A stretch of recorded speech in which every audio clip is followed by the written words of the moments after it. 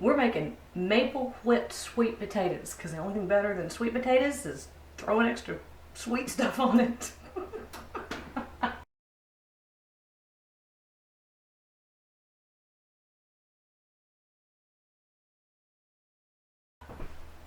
Sorry. I was trying to come up with some kind of north-south analogy because maple syrup's from the north and sweet potatoes are from the south, and I had nowhere to go with that. So that's what you got. All right. We're making maple whipped sweet potatoes. And I'm sitting here holding this teaspoon of salt because I wanted to show it to you and I had nowhere to put it. But in this, my little food processor thingy, I've got about 4 pounds of sweet potatoes. And this recipe is in the Happier Holidays cookbook, which I've just got out. And I talk about that a lot because right now it's free on Amazon. So go over and download it and you've got all these recipes. So to that, okay, let me get my brain together. Put that in there so I can concentrate. To that, add that teaspoon of salt.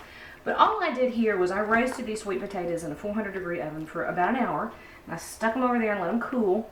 And then I just peeled their jackets right off. They come right off. It's so easy. And this recipe is so easy, I'm almost embarrassed. Almost. So, 2 tablespoons of butter. And that's going to come in here. Now, lots of people will tell you that a great cooking tip, if you're going to measure syrup or honey, is to spray your little measure with cooking spray first. That way it comes right out. Never once in my life have I remembered to do that until after I've already got the stuff in there. So I just use a little rubber spatula. That works. Alright, now I can tell you already the problem that's going to happen when I start whipping these up, other than the fact that it's going to make a ton of noise, is that I'm going to have to stop and scrape the bowl down a couple times. But that's almost all there is to this recipe, okay? So I'm going to put the top on him. Let's see. I'm going to put the top on him. I'm going to smush him up, scrape down my bowl, and then I'll come back and show you what it looks like. Okay, so that happened exactly like I thought it was going to. Made a lot of noise, scraped it down once, and it's all ready. Now, with just about everything you're ever going to make, here's what I'm going to tell you to do right now. You taste it. This is where you know if you've got your seasonings correct. It is so good.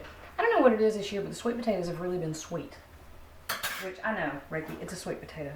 They're going to be sweet, but they've been sweeter than most sweet potatoes. Now, you can tell by the consistency, if you taste yours and you decide that you want more maple flavor, you've got room in the consistency to add more. I love maple syrup, but I don't want it to dominate the dish. And frankly, if my children are perfectly happy eating it with less sugar, I'm going to let them eat it with less sugar. We've been on a baking kick lately. And even my daughter, who has the world's biggest sweet tooth, told me that she needed to eat something other than pumpkin pie. But she does love sweet potatoes. So anyway, my whole point is taste it and adjust it for seasonings for how you like it, right?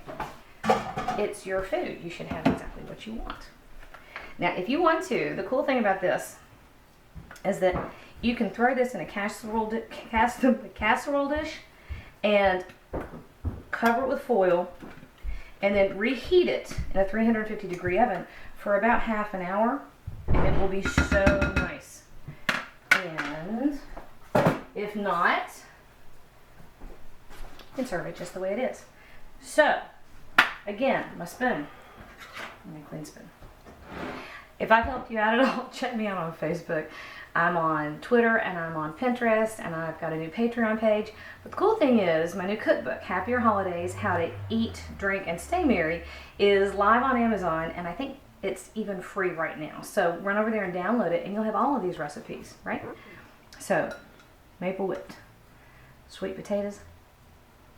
You're gonna like this one.